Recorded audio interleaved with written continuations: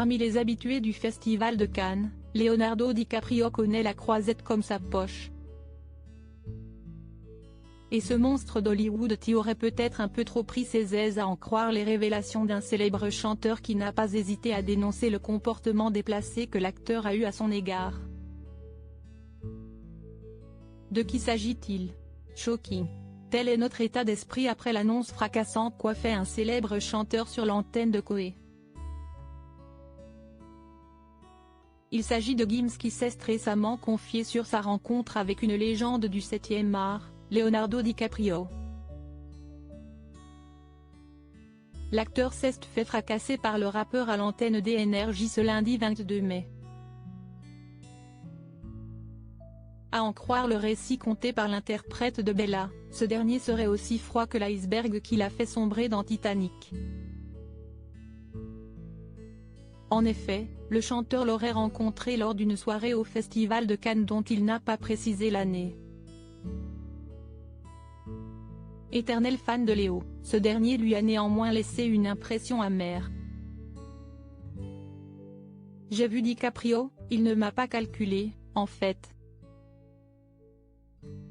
J'étais à Cannes, et il était dans la même soirée. Je sais qu'il ne me connaît pas, mais j'étais posé, je discutais, et il s'est mis entre moi et la personne avec qui je discutais, juste pour prendre un verre de champagne, quoi. Rien à foutre. Il m'a poussé. Il m'a poussé. Ouais, même pas excuse-moi, rien, moi j'avais mon verre.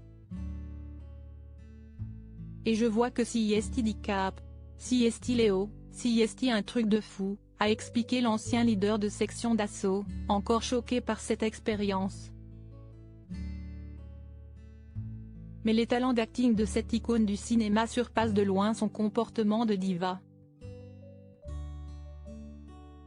Malgré un comportement contestable, ce dernier n'aura malgré tout pas perdu un fan, ça n'empêche que je kiffe toujours Léo, je respecte.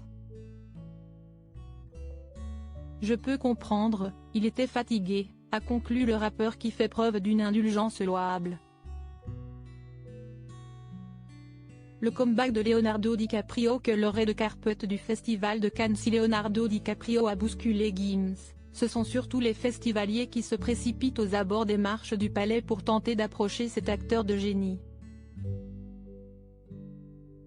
Et pour cette 76e édition, la tête d'affiche de Once Upon a Time in Hollywood a fait une entrée remarquée sur la croisette à l'occasion de la projection du nouveau long-métrage signé Martin Scorsese dans lequel il donne la réplique à Robert De Niro, devenu papa pour la 7e fois il y a quelques semaines. Et si est-il en gentleman que l'interprète de Jack Dawson a foulé le red carpet non loin de l'une de ses ex. Aux côtés du parrain et du réalisateur qui présentait la révélation de ce festival Killers of the Flower Moon, le comédien de 48 ans a joué la carte du traditionnel en misant sur un smoking ultra chic à la Gatsby le magnifique, accessoirisé d'un nœud papillon. L'élégance à l'état pur,